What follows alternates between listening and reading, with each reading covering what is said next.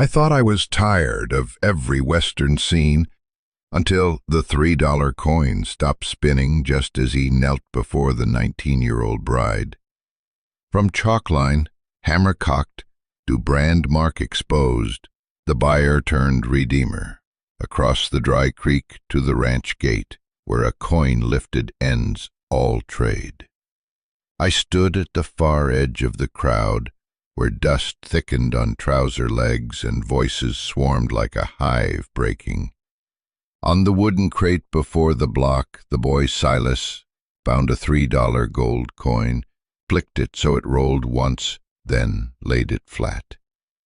He pressed his forefinger to the edge, spun, thin pin sound, scraped wood, a small bright circle, eating the rhythm of his hand. No one noticed the boy. They looked at the girl bound by rope, bruised eyes, torn and dirty, Ruth Ann. The auctioneer stood one step higher, face red, bare arms hairy. He called the price with a voice like throwing stones into a dry well. The horse, tied at the corner, reared once, hoofs pawing the hard ground, then stilled. $3, someone shouted with a laugh. Another corrected, said 10. Another burst out, not worth a dime. They glanced, shoved shoulders. Sun burned heavy on hats. Sweat ran thin at the temple. I smelled beef tallow, old gunpowder clinging on someone's shirt. Silas spun again. The circle trembled, then held its axis. The boy held breath. He tilted an ear, as if metal spoke. He sniffed. Dust-black hands gripped the crate edge, thumb near the coin, not touching. I saw him grin shut, 2 front teeth missing. He waited for someone. From the ring of people, one stepped out. Elias Crow. Tall, lean, sun-bleached shirt, boots scuffed at the toes. Weathered face, chin dark with stubble. Ash-colored eyes not squinting against sun. He walked straight, unhurried, looked at no one. Stood before the girl, knelt. Dust rose a thin ring, fell. At the crate's edge, the $3 coin stopped. The coin lay slanted, as if just heard some weight fall. Silas widened eyes, fixed on Elias's back, lips parting a narrow line. No one spoke at once. The kneel snapped the chant. Hammer stilled mid-air, thick hand hung. A fly crossed Ruth Ann's eyes, landed on sweat line at her neck, flew off. She bit her lip, front tooth pressed skin, no blood. Her face did not beg. She looked at the crown of the man's head. Very small, not clear if to me or to the coin. Don't cut her skin. Lowered voice, please. Ruth Ann's hand trembled, not for the knife, for the voices, for the hammer about to strike, for the coin's pin that stopped yet seemed to spin inside her ear. I heard her breath alone, thin, dry, like a string dragging weight. Enough, someone yelled. If you pay, then pay, don't play. Another glanced left, where Deputy Kane Larkin leaned on a post, hat low, eyes narrowed, lips shut. He whistled once, short, tuneless. The auctioneer caught it, raised the hammer again. The scream burst before the hammer, not long, dry, cut, like a knife severed the last invisible thread tying person to person. Ruth Ann did not lift her face. She bit her lip to stop tears riding the scream. I saw her throat strain once, then fall. Her eyes did not look at the crowd. Her eyes fixed on the knife at her ankle knot. Half a joint's distance. The crowd laughed. Hammer struck, 3 hard beats. Dry wood thudded. Dust shivered from crate edge onto my boots. "Who pays?" the auctioneer's voice. Two horses startled, jerked ropes, hoofs drummed. Sweat and hot leather spread like fire, air. No answer yet. The question hung in dust. Elias did not rise. He leaned lower, shoulder shading her. Roared back alive. "What's your name?" Elias asked soft. Not to befriend, to draw breath longer. Ruth Ann looked down. "Ruth," she said, then corrected. "Ruth Ann." Last syllable dropped low like stone into a dry ditch. He nodded. His hand did not shake. The blade lay still where it must. Sun shifted a little across the bridge of her nose. The hammer struck again. Someone shouted, "Enough!" At the right post, Deputy Kane Larkin lifted from shade, stepped once forward. He whistled a short phrase, tuneless. His fingers tapped the badge on his chest, steady as a kitchen clock. Dry sound, even, carrying deeper through the crowd than hammer strikes. No smile, no raised brow, only that rhythm, counting some invisible number. "Let him stand," Larkin said, slow. His eyes slid past Ruth Ann, not resting on hers. Stopped at the knot, stopped at the blade. "We don't sell pain," he went on, voice smooth as cooled grease. Someone laughed. He did not. His finger tapped twice more, exact beat. Elias did not lift his head.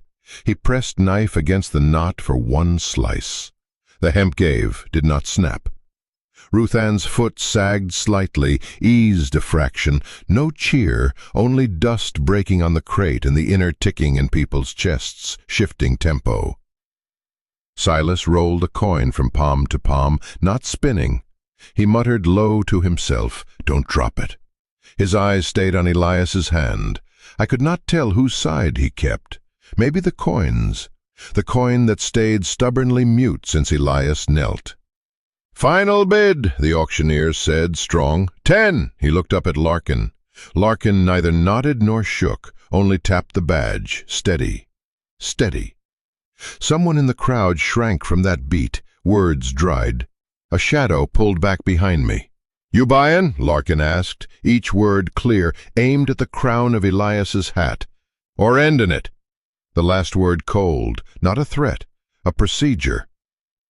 Elias gave no reply. He drove the blade a hair further, not slipping one more strand. Hemp parted faint. Ruth Ann closed her eyes once. When she opened, they lingered long in the star badge of metal. Larkin's finger tap shifted from 2 to 3, still even. "Ruth Ann!" Elias said her name again, quiet as breath. The girl did not answer. She raised her chin a little, enough for sunlight to strike the bruise beneath her eye. The noise around sank, not for silence. Each was hearing another sound, steel on hemp, hammer late, finger on badge, coin not spinning. Larkin stepped once more. His boot touched the dust line before Elias. The ring broke. He paused. I caught a blink, quick, then calm, as if nothing. "Enough," he repeated. "Proper procedure." "Welt. No moan." "Show me your hand," Larkin said, flat. He bent slightly, as if to see the knife point itself. Elias turned his body a fraction, shading light, not threat, only shifting glare from Ruth Ann's eyes. Silas laid the coin on crate edge. From his pocket he pulled a scrap of twine. He had no use for it. He tied it once through his shirt hole, tugged light, untied. He looked up at Elias's hand. I heard him ask low, "Do you shake?" Elias did not turn. His thumb braced on bone handle, steady. "No," he said, looking at no one. Hammer struck again, clatter, then hush. Hush, like a room with one dead and the living undecided whether to weep. Ruth Ann exhaled. A strand of hair stuck in sweat at her temple, not falling. Elias drew the knife back, placed it open on his palm. No blood on steel, not yet severed. Larkin tipped his head, as if hearing a sound we did not, then straightened, drew back half a step, his finger tapped softer. The crowd began to breathe normal again. Dust settled slow.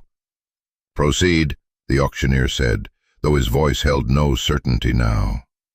Elias had not stood. Ruth Ann had not gone.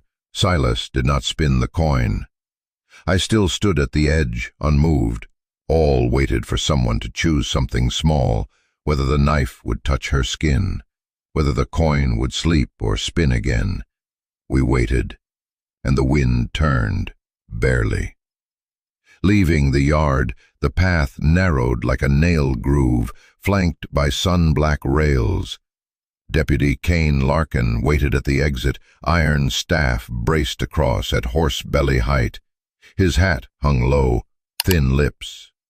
His finger tapped the badge, rhythm of a clock no one wound, but still running. Sun hit staff edge, flashed short. "Papers?" He did not look at faces. His eyes searched hands, whatever hand held. Elias stopped, silent. From his pocket he drew a thin sheet, corner burned, smell of scorch mixed with sweat. He held it up, not pressed forward, just hung in air, level. Larkin did not take it once. He sniffed first, a habit of one who knew the scent of false paper, of lying ink. Then he pulled it from Elias with 2 fingers, like picking up a rat skin. "The seal?" He lifted his head slightly, one eye under brim. The sheet bore an old stamp, faded ink, blurred edge. Larkin pressed lips, tapped badge twice. "Who signed?" he asked, like dropping a stone into water's edge, not waiting for echo. "The auctioneer," Elias said, voice flat.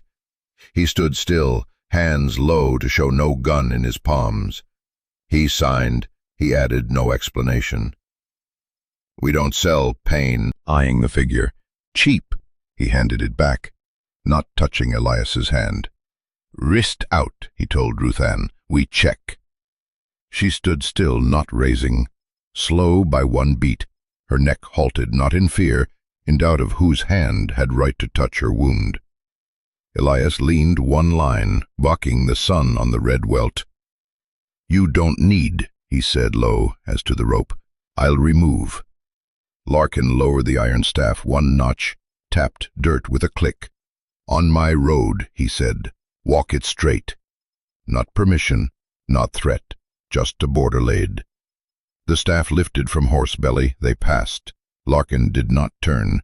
His finger on the badge still tapped steady, as if sending a beat behind them. By the bone fence, grass burned like old hair, Ruth Ann limped. Each step the iron mark changed shade, from bright red to deep bruise. She bit lip, tooth pressing skin, no blood. Elias walked beside, not touching. At a squat cottonwood he knelt again. The horse snorted. Saddle shifted half an inch. Elias drew from the leather pouch on the saddle a thin wire saw, 2 ends hooked steel. He slid it between iron loop and skin, inching by sand grain. Metal scraped metal, sound like a cricket trapped in tin. "Don't touch," Ruth Ann said soft. Not begging, a condition. "I don't touch," Elias answered. "You breathe deep." She did not reply, but breathed. Thin cotton shirt lifted half a beat, fell. The wire saw worked. A spark shot, small as a fish flick. "Does it hurt?" Fool word slipped my mouth, too late to swallow. Ruth Ann's eyes tilted briefly my way, then returned to the spot between Elias's hands. She did not answer. Silence like a cloth laid over a table, just scraped by knife edge. "Your name?" Silas poked head from behind the horse, eyes fixed on iron as a strange map. He dared no closer. "Silas," Elias said, low as soothing a child. "Hush." The boy nodded, swallowed his own name, stepped 3 toes back. The saw ran steady. Elias's sweat dropped small to earth, quiet as reversed rain. The iron warmed with dull clinks. Ruth Ann curled toes inside the shoe as if to escape. "Soon," Elias said, light. "No touch." She nodded, faint. A strand slipped her brow, stuck in sweat. "Hey!" A call from far, someone hailing another, not them. On the road, a freight cart rattled past, wheel warped, clattered, jolting the horse. Elias stilled his hand, holding the saw firm, not biting further. Ruth Ann held breath, one beat, no cry. "Why do you help?" Ruth Ann's words broke out like wind through a keyhole, not wet, not grateful, just straight. Elias did not lift. "Not helping," he said, "ending a purchase." The saw moved again. Iron fillings fell like sliding to her hand, the rope coarse at wrist like a pen line drawn. "Later," Ruth Ann said. She stepped back, pressing the freed foot to ground as if testing her weight again. She bit her lip once more, light, maybe to remind herself. Pain stayed.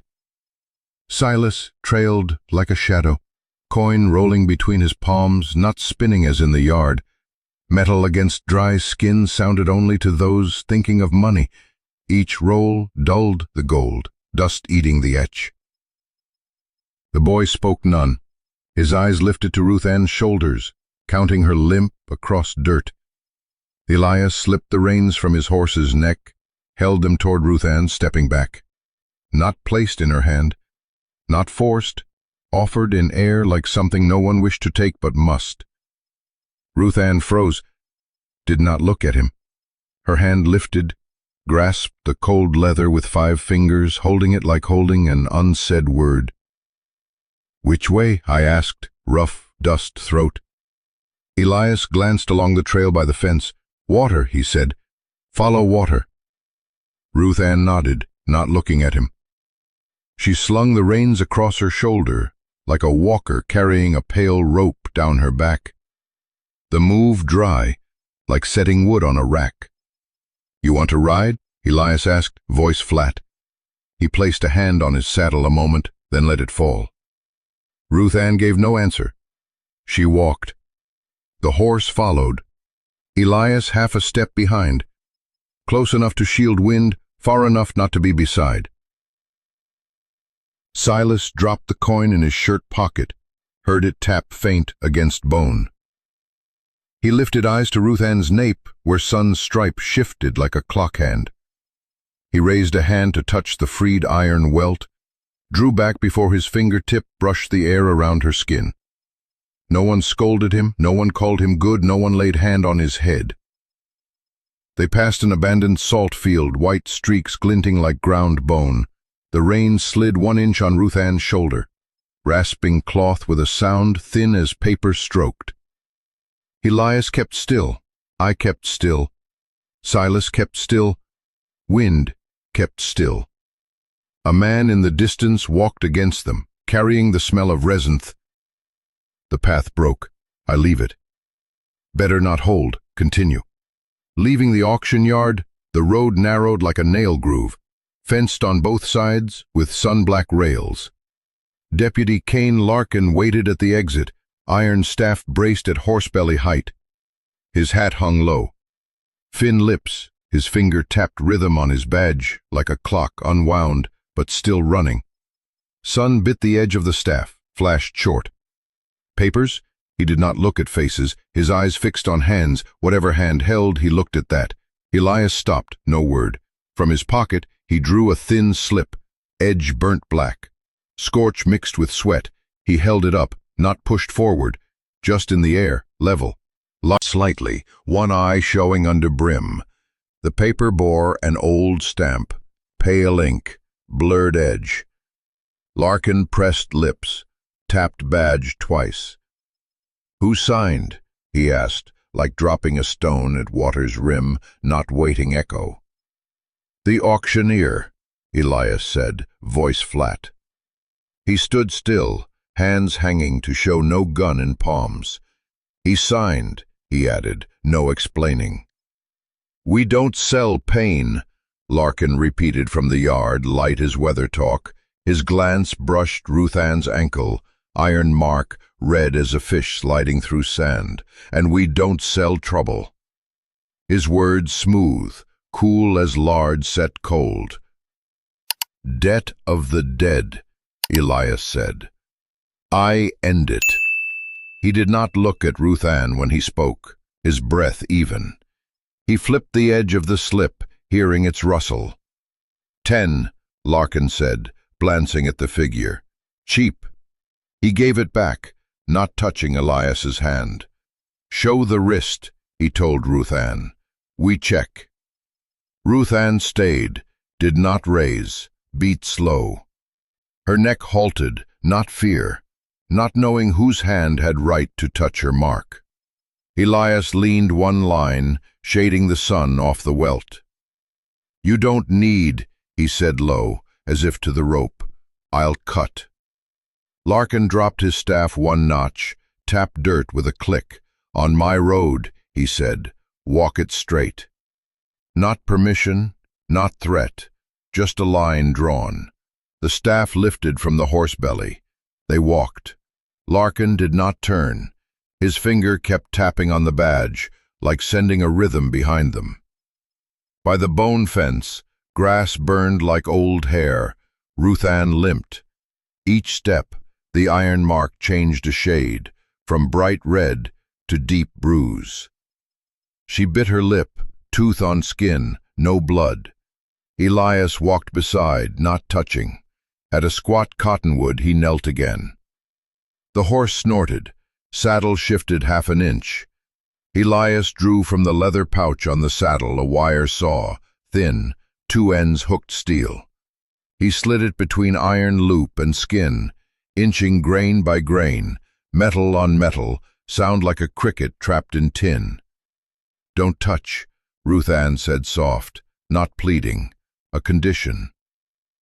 "I don't touch," Elias replied. "You breathe deep." She did not answer, but breathed. Thin cotton shirt rose half a beat, fell. The saw moved. A spark spat, small as a flicking fisheye. "Does it hurt?" Fool words left my mouth, too late to swallow. Ruth Ann glanced a little my way, then back to the space between Elias's hands. No answer. Silence like cloth laid on a table just scraped by blade. "Your name?" Silas poked head from behind the... From far, wheel clatter jolted the horse. Elias stilled his hand, holding the saw firm, not biting further. Ruth Ann held breath, one beat, no cry. "Why do you help?" Ruth Ann's words came like wind through a keyhole. Not wet, not thankful, just straight. Elias did not lift. "Not help," he said. "End a purchase." The saw moved again. Iron filings fell like salt missing the bowl. Snap. One strand gave. The loop shifted. Skin freed. No cheer. Ruth Ann's shoulders eased slight. Enough for cloth to breathe. Elias drew the saw, folded it into pouch, not holding her eyes long. "One more," he said, gazed to her hand, the rope coarse at her wrist like a penline. "Later," Ruth Ann said. She stepped back, pressing her freed foot to the ground, as if testing weight returned. She bit her lip once more, light, maybe to remind pain stayed. Silas trailed like a shadow, coin rolling between his palms, not spinning like at the yard. Metal on dry skin sounded only to those thinking of money. Each roll dulled gold, dust eating the cut. The boy kept silent. His eyes rose to Ruth Ann's shoulders, counting her limp across dirt. Elias slipped the reins from his horse's neck, held them toward Ruth Ann, stepped back. Not into her hand, not forced, offered in air like something no one wished to take, but must. Ruth Ann froze, did not look at him. She lifted her hand, gripped the cold leather with 5 fingers, holding it like holding a word she had not said. "Which way?" I asked, voice rough with dust. Elias glanced at the path skirting the fence. "Water," he said. "Follow water." Ruth Ann nodded, not looking at him. She slung the reins across her shoulder, like a walker carrying a pail rope down her back. The act dry, like laying a plank on a rack. "You want to ride?" Elias asked, voice flat. He set his hand on his saddle one beat, then dropped it. Ruth Ann did not answer. She walked. The horse followed, Elias half a step behind, close enough to shield wind, far enough not to be beside. Silas dropped the coin into his shirt pocket, heard it click faint against his chest bone. He lifted eyes to Ruth Ann's nape, where the sun's stripe moved like a clock hand. He raised a hand to touch the freed iron welt, then drew back before his fingertip brushed the air around her skin. No one scolded him. No one called him good. No one laid a hand on his head. They passed an abandoned salt field, white streaks glittering like filed bone. The reins slid an inch on Ruth Ann's shoulder, rasped cloth with a sound like thin paper stroked. Elias stayed still. I stayed still. Silas stayed still. The wind not. It shifted slight, carrying coal dust from some forge, and the stale smell of water held in ditch. A flock of crows cut across, their shadows twice crossing Ruth Ann's back before stones lay bare like spine bones. Water clung only in hollows, clear enough to show rot leaves at the bottom. Elias did not light fire. He gathered dry sticks into a corner, left them as a mark. The horse drank without sound. Silas caught water with an empty tin, set it by the stone, waiting drops from the ledge. Each 3 drops. He shifted the tin an inch, for no reason. Ruth Ann sat on a slab, legs spread to dry the iron welt. She bit her lip, light, the first time that day, not for pain but to test if she still felt there. Elias stood aside. Far enough, his shadow did not fall on her. By morning, you choose the road, Elias said. His voice low, flat as laying a stone on a table. No promise, no demand. Wind swept across the shallow water, cutting a line thin as a knife. Silas counted drops to 10, then exhaled as if told. He looked at Ruth Ann, then Elias, then the faint line on water running west. If I take this way? Ruth Ann lifted chin toward sparse woods, where violet dusk mixed with dust. Then I follow, Elias said.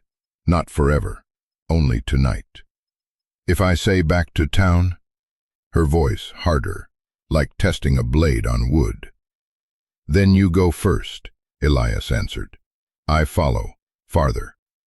He shifted his stance to ease bone, eyes still on her hand, resting on thigh, thumb tracing the red welt, short of whole skin. Silas brought the half-filled tin toward Ruth Ann. He did not offer with words, just set it down, stepped back. Ruth Ann did not thank. She lifted, drank 2 gulps, set it back in its place. The water turned a small circle. Still, on Elias's saddle horn the old brand had dulled. He laid his hand on it, lifted once, then left it, as if waiting for another day. Not today. Will you leave me on the road? Ruth Ann asked. Not soft, not probing. Elias held 1 beat before reply. I mean to let you take your road, he said, if you choose. The line dropped into water like a light stone, rings small, soon gone. Ruth Ann rose. She slung the reins back over her shoulder, stepped off the slab with knees not yet used to weight. Her head lifted slight, as if she saw a thin mark somewhere in the falling dark. She did not look at Elias. She did not look at me. She did not look at Silas. She walked.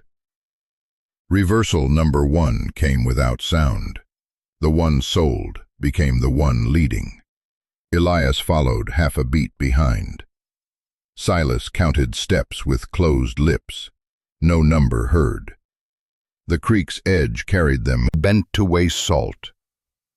Deputy Kane Larkin was already there, fingers tapping badge, slower than morning by half a beat. He spoke none, only tapped, tapped.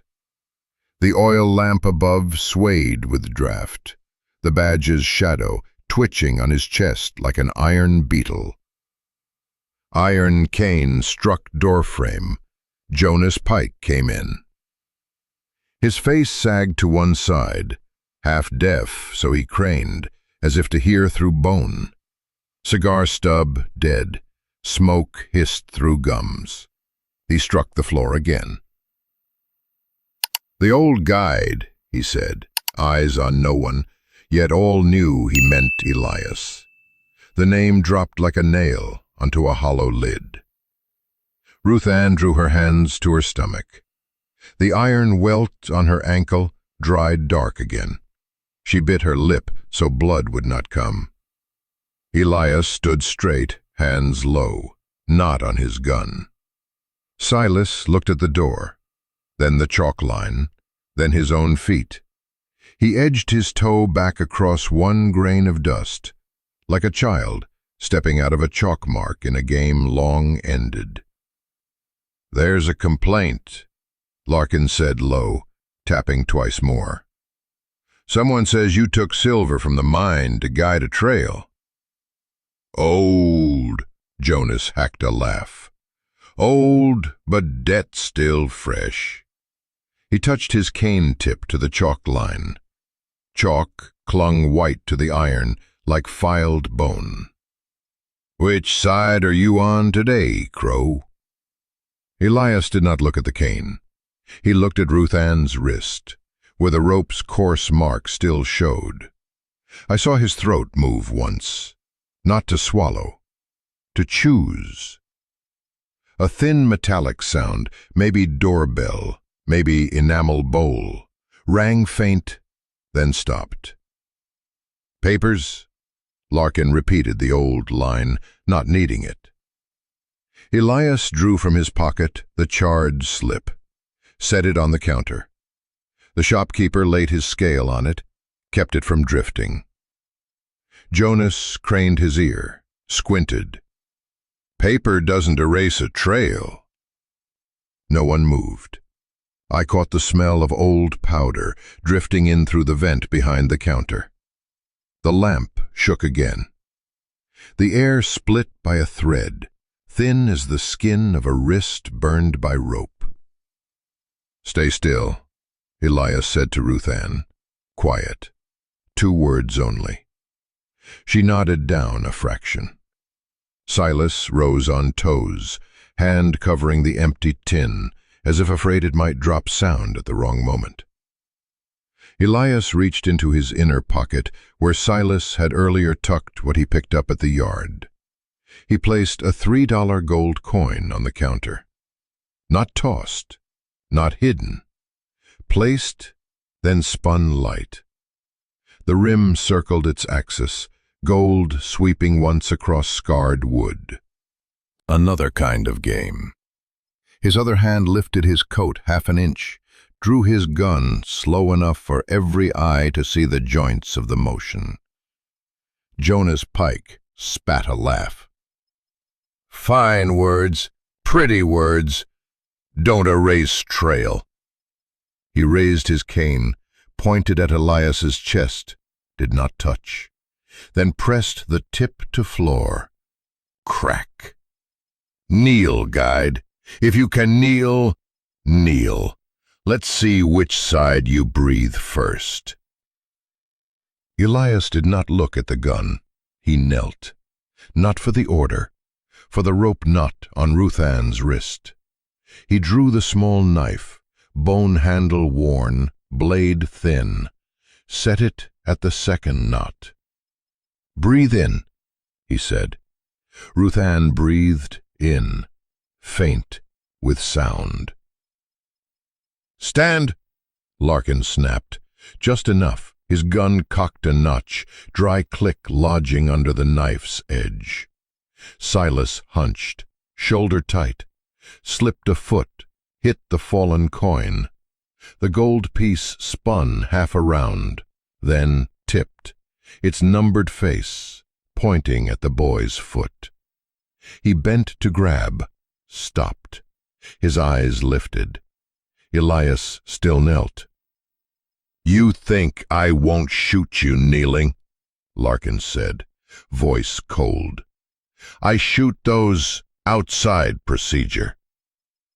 Other side of the line, Jonas reminded, his cane grinding chalk as if to scrape it off. He craned an ear toward Elias, half smiling. Kneel so I can hear you breathe. Elias shifted the knife one hair. The knot stirred, skin not cut. He bent his shoulder a little, shading Ruth Ann's eyes from the slant light through the door. Breathe out, he said low. She exhaled. Her back sank half a beat. I said stand, Larkin growled, raising the muzzle one notch, straight on Elias's chest. Ending means I end. Elias did not change tone. Done, he said to the knot. The blade slid half an inch. I heard hemp sigh, one thread let go, like a necktie loosened after a funeral. Ruth Ann looked up as the lamp flicked, her eyes level with Elias's saddle horn by the doorway. On its tip, the old brand, an eye scarred, same mark of those who dragged her that night. It had been there before, dull, black, dry. Now the lamp cut across. It rose like a bruise made new. Her throat caught, a sound like a grain of salt stuck in pipe. She could point. She could say, "It was you." She could name the night, the bank, the smoke, the shoes on leaves. Elias did not draw his gun. He lunged to cover Rutan, knife still at the knot. I saw the last strand of hemp drawn tight like a string on its final note. He pulled light. The fiber broke without sound. Her wrist came free. Pale skin returned to hair.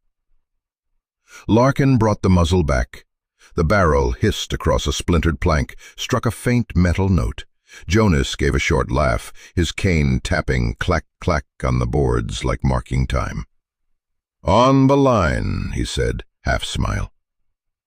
Ruth Ann did not look at the gun. She fixed on the brand mark on the saddle horn longer than one breath, as if counting how much memory she could still endure. Then her eyes slid off it into the space behind Elias, where no one stood, no guilt, no pardon. She did not name what she chose. She only stood, not yet straight, the hand freed from rope, gripping the broken counter edge. She exhaled. Every sound in the store stepped back half a pace. The oil lamp creaked. Jonas's cigar cracked one seed. Silas's tin rattled uneven on the floor. No one spoke. No one ordered. No one shouted. The choke moment hung in every throat, heavy as a wet fist of dust. Elias still knelt. His fingers left the knife slow, as if to keep one strand of air from snapping.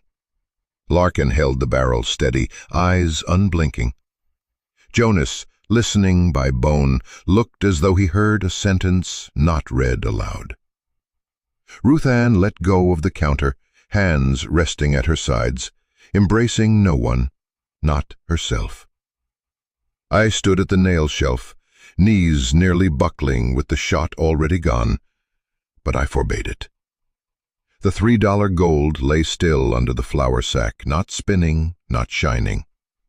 It no longer belonged to the yard. It belonged to this silence. The blast had hardly ended when Larkin's hand slipped on salt dust smeared across the barrel.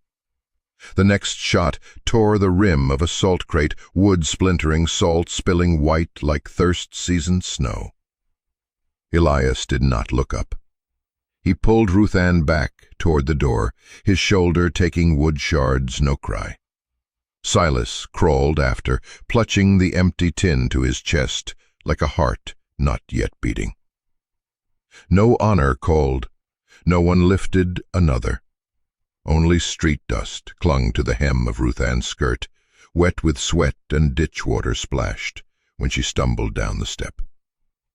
"Stop," Larkin said behind, voice flat. "Go," Elias said without turning, his hand gripping her arm at the crook, firm enough to guide, light enough to leave no mark. Wind at the porch shook the lamp once. Jonas snorted a laugh behind the counter, cane tapping twice as though nailing a plank down. No one pursued, it tapped steady, counting some other thing. "You can walk?" Elias asked, not meeting her eyes. "Yes," Ruth Ann said. One word, dry. They slipped past a freight cart, wheel cracked. Salt clung to Ruth Ann's heel, edging like frost rim. No hand clapped, no mouth cried. The consequence followed behind in shoes without sound. They sheltered behind an old stable, roof tin pierced regular like pinholes. Elias stacked dry scraps, boiled water in another tin, set Silas's empty one under the leaks. Drops fell into metal steady, like a count. No one spoke. Elias did not look at her. The fire smoked black at the rim, not warm, only clean. Ruth Ann sat on a fallen brick, rolled her trouser, dipped the welted ankle into the water. Salt bled cloudy, drifted to the edge, swirled back. She did not thank. She did not complain. She only kept her foot there longer than need. Skin pruned faint. The iron smell faded. Silas folded a torn news sheet under her knee. Wordless. He counted drops into the empty tin. 1, 2, 3, to 10, then back. He tried not to look at Elias's side, where the leather pouch hung from the saddle. "Drink," Elias said, holding the warm tin. "Leave it," Ruth Ann said. She washed, set it back in place. No hand touched hand. Wind came through the stall, pushing old manure smell out, damp earth smell in. Elias sat against a beam, folded his knife, set it on his thigh. The fire guttered low under the tin, not reaching high. Words meant had not come. Words not meant also had not. "They chase us?" Silas asked soft. "They will," Elias said. One word, still as stone. Ruth Ann drew her foot back, dried it with her skirt. The red mark deepened, without shine. She sat straight, hands on thighs, not folded. Her breath lightest since afternoon. "Why didn't you shoot?" Ruth Ann asked, eyes not on anyone's. "No need," Elias answered. The fire popped one seed. When the wind eased, Elias went to the horse, opened the leather saddlebag. The brass lock clicked cold. Inside lay an old map, paper torn, edges curled, sweat stains dark. Red X marks cut through canyon shortcuts, ink faded like dried blood. One faint circle lay over the slave market ground. No note, no reason, no name. I saw Elias's shoulder dip a fraction, then steady again. He closed the flap of the pouch, no defense given. The brass lock struck leather, another metallic note. Silas miscounted a drop of water, had to start again. "Let me see," Ruth Ann said. No plea, no beg. Elias paused one beat, then opened again. He passed the map with 2 fingers, not letting hand touch hand. I leaned. Twist stood among the 3, wetting no one. This road had once been his to lead. The ink told it. The map told it. Elias did not. "How long?" Ruth Ann asked. "Old," Elias said. He did not count years. He did not let her count for him. He closed the flap again, drew the strap across. His thumb shook faint at the last joint, then stilled. I looked at my boots, saw dust on the tips flat as ash. Ruth Ann rose from the brick, held the map with 2 fingers, stepped to the lamp. The flame small as a finger. She pressed the map's edge to the mouth. Fire bit paper, raced along ink, drank each X as if it were a mole on human skin. Smoke lifted in strands, sour with old ink. Ash fell on her hand, one red spark, cooling fast. She did not pull back. Her eyes did not close. The flame hiccuped twice, swallowed the circle of the market, left a thin streak of black rising to the rafters. Gone. "You," Silas said, searching for a word. "Enough," Ruth Ann answered, voice flat. Elias stepped half forward as if to say don't, then stopped. He let his arm fall, his finger brushing the old knife handle on his thigh, not drawing. She shielded him from his own past with one silent motion. Reversal number 2 came without music. "You need not explain," Ruth Ann said, eyes on the flame. "I have no words," Elias said. A truth, needing no paper. Silas turned the half-filled tin, set it a handspan from the lamp, afraid smoke might fall in. He watched flecks of ash land like a new map, traced in black and white, unread. The map shrank, browned, cracked, folded into 4 broken wings, dropped into the lamp's mouth as dust. Ruth Ann brushed the ash on her finger, leaving a mark like the ink just burned. She did not wipe.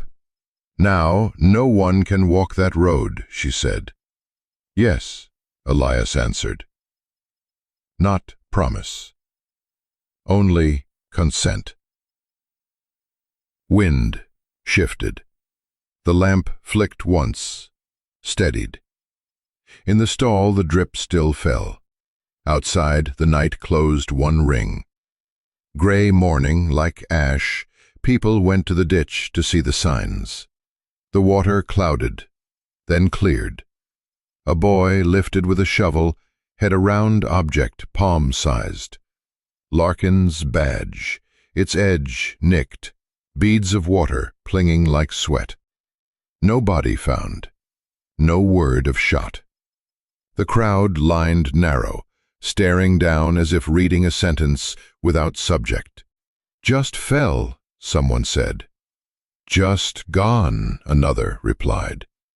"Not both," an old man said that moment. In the old stall, fire long dead, ash of the map, scattered to the door, thin as road dust.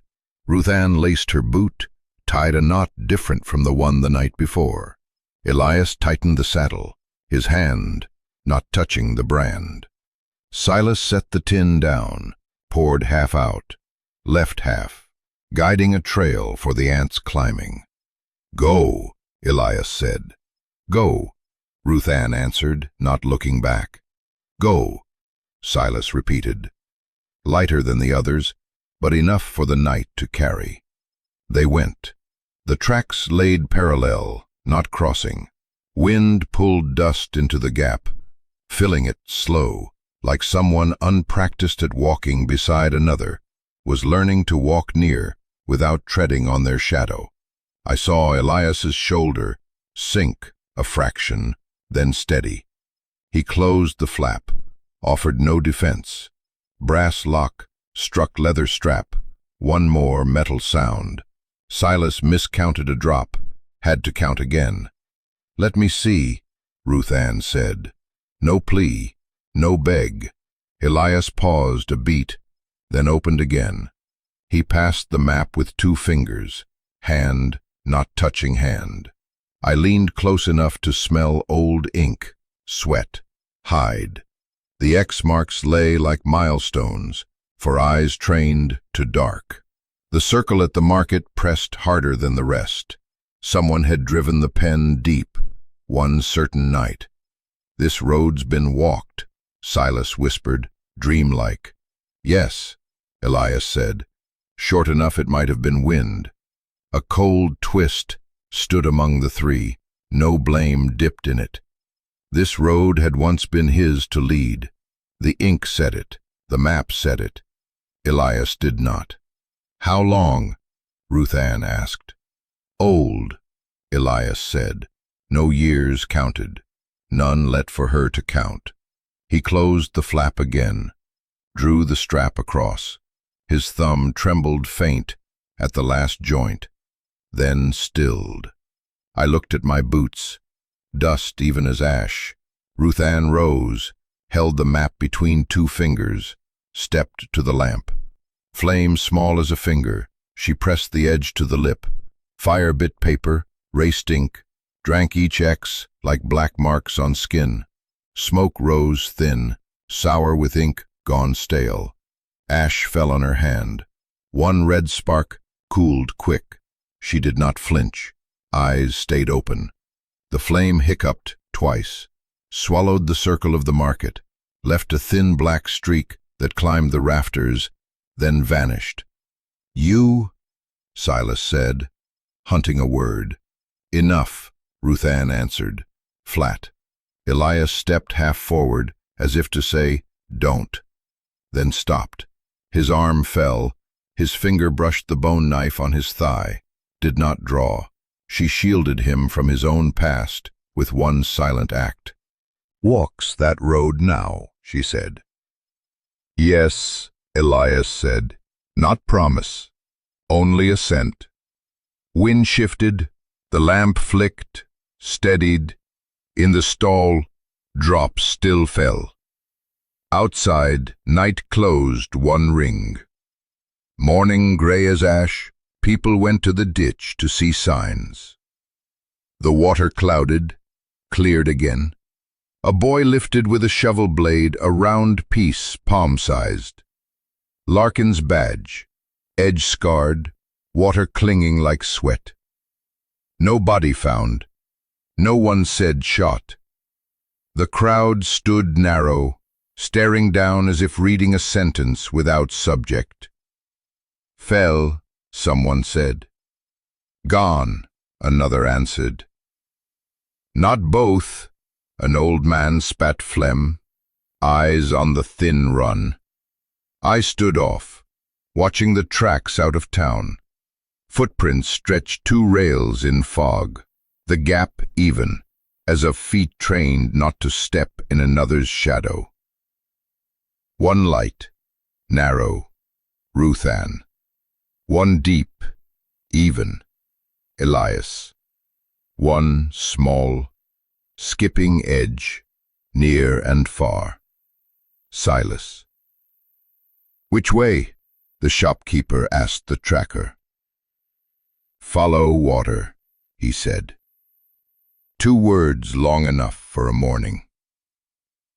The badge lay on the bank, water dripping off its rim thin. No one picked it. No one broke it. It lay there, cold, belonging to no one in that moment. In the old stall, fire dead, ash of the map scattered to the door, thin as road dust. Ruth Ann laced her boot, tied a knot not yesterday's. Elias cinched the saddle, hand not on the brand. Silas set the tin down, poured half, left half, a path for ants. Go, Elias said. Go, Ruth Ann said, not looking back. Go, Silas echoed, softer, enough for the night to keep. They went, tracks laid parallel, not crossing. Wind dragged dust into the gap, filling it slow, like someone untrained in walking beside another, was learning to walk near without stepping on their shadow. Beyond the ditch, the badge cooled, the sun rose. No hand came for it, no question came. The town turned to noon faster than on other days. In my dirt room, the drip count of last night still in my ear, steady like a warning spoken in water. Consequence did not shout. It sat on the shoulder, light, long. Each step out of town only a foot on dry earth. Yet the mud by the ditch remembered who had stood how long, weighing leave or stay. Day's rise made no sound, only changed one shade on the last sinew of a snare. Metal rasped dry, faint cricket in a tin. Each pull made his shoulders shiver half a beat. Sweat on his temple did not fall, clung as dust. When it's done, I asked, words not aimed. Leave no mark, Elias said, eyes on the saw. Ruth Ann did not ask. She shifted her stance, set the branded foot on stone, tied her laces with the new knot, not the one from dusk. Hands closed after, steady. Wind whipped her hem, showing old stitch lines along her waist. She did not pull it down. Silas squeezed the dented tin, making no sound. The saw caught harder. The brand cracked at the edge, metallic, like a nail snapping. Elias shifted grip, thumb pressing steel so the cut would not bite leather. He did not look at her. He did not look at me. He worked as a man pulling a thorn long buried, careful not to wound more. Let me, Ruth Ann said low. Not offer, habit of doing her part. No, Elias answered, short. Then cut again. Wind turned, carrying manure scent and rust. A crow landed on a far post, tilted, silent. I heard water strike stone, no creak, just wind rattling a sheet of loose tin. Whose was it? Silas asked, eyes fixed. No one's now, Elias said. The saw bit deep, a spark flicked, pale green died. Elias stopped just right, eased a plate with the back of his hand, wrenched it off the horn like breaking root. The brand dropped to the dirt. The fall, dry as a stone falling down a dry well, no echo. Ruth Ann lifted her head, lips away from teeth, leaving no mark. Hem still beat in the gust, but her hands lay flat on her thigh. Elias picked the metal up, weighed it like a dead egg. He did not throw it. He did not pocket it. He set it by the post's base, turned it so the mark faced earth, hid. His finger touched dirt, one beat, came up with ash, like a smith's finger at day's end. Done, he said. No praise, no nod. Wind pushed dust across his hand, thin over the scar on my wrist I had not noticed. Ruth Ann shifted weight, stepped up, stood at the rope line, shoulder level with it. She looked at the earth between posts, long, like measuring the span her foot would take. Silas stepped aside half a pace, yielding the gap, though he knew not why. I remembered the shot in the store. I remembered the hammer in the yard. I remembered the rope fiber parting. All stepped back half a beat at this gate. Standing here, only the wind through two posts. You stay? I asked Ruth Ann. She did not answer. She pressed two fingers to the rope, testing it like a woman presses fruit at market. The rope gave none. She withdrew, wiped on her dress. Wind whipped the hem again. She's eating its letters. Lend me the knife, he said, eyes on Elias. Elias gave the small knife, bone-worn, blade thin. No warning, no threat. Silas placed the coin on the post, edge clear of the letters, set the blade across. He had no drill, only hands and the patience of a child who had learned to count drips all night. Steel scraped steady. Each stroke shifted the coin barely, as if one long-denied choice now learned to stay still for one. Silas breathed through his nose even. Sweat darkened the red knot of hair on his brow. Ruth Ann stood beside, not helping, not stopping. Elias leaned against the post, eyes on the knife tip. Mind your hand, I said. Yes, Silas answered, not looking away. A trace of blood welled at the second knuckle when the blade slipped. He licked across, faint, then went on. The first hole did not go through. Silas changed angle, scraped slanting down, turned the coin one notch. The sound of edge against edge, scraped like strings, wound backward just enough. At last the blade pierced. He pushed the bit of metal loose, blew once, put his mouth to blow again, like clearing dust from a bottle. "Thread it," Ruth Ann said, flat voice. Tore a strand of hemp from the gate's edge, rubbed both ends, fed it through the hole. The fiber was stiff, tasted of dust. He pulled it through, tied a coarse knot, so tight his fingers whitened at the joints. Then he stood, raised the coin before him, looked at the two grown ones in turn. "Where hang it?" he asked. Elias lifted his eyes to the line strung between posts. Ruth Ann raised her hand, pointed to a point off center, half a joint toward the pasture, where wind pressed harder. Silas lifted the coin, slipped the hemp through the gate cord, wound 2 turns, tied a knot. The $3 gold swayed. It did not spin. Not like at the pit, not like on a counter.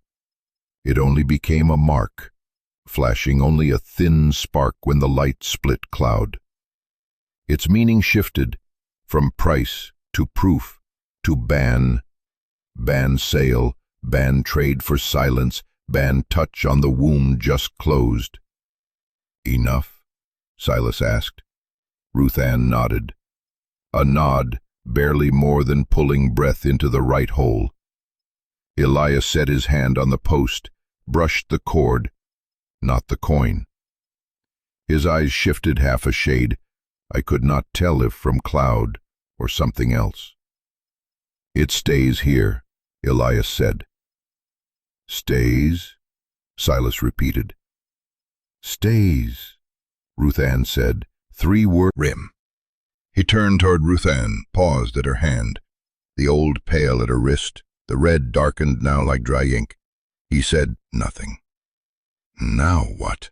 I asked, not because I needed an answer. "Go," Elias said. "Go," Ruth Ann said. "Go," Silas echoed. But not yet. They stood longer, faces into still wind, as if hearing music not for gesture. No one embraced, no one called family, no promise. Each fixed their own piece. Ruth Ann pinched her shoelace knot tight. Elias pulled the cinch one hole.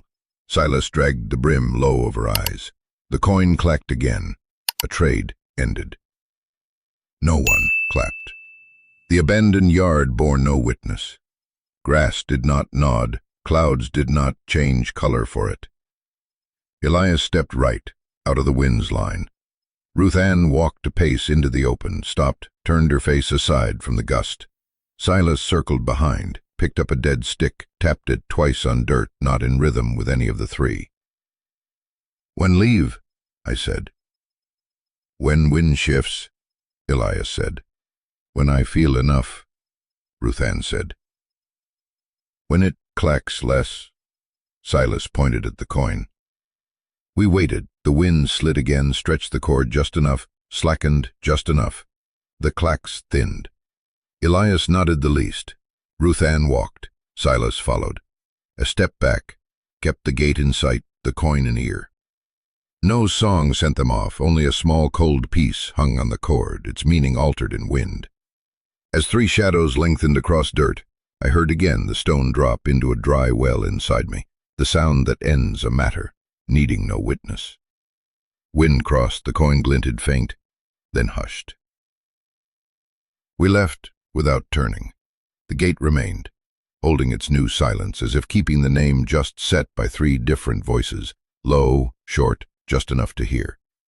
At last, no one called anything out loud, only wind across the gate, pulling the cord to one thin sound. The $3 coin hung there, not to buy, only to remind there are things must stop being traded.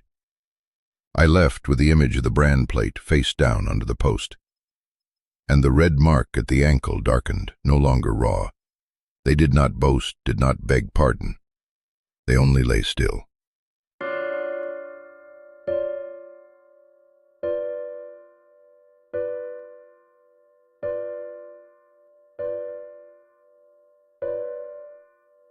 If you ever had a $3 coin, a habit to silence an old debt, where would you hang it so wind could speak for you? Tell each other below. No need long. One detail is enough. The sound of cord trembling, or the moment a hand left the knife. Tomorrow the wind will shift, the gate will stand, and perhaps passing by, we will hear metal touch hemp. Sound that a trade ended, leaving space for the living to go on quiet and whole.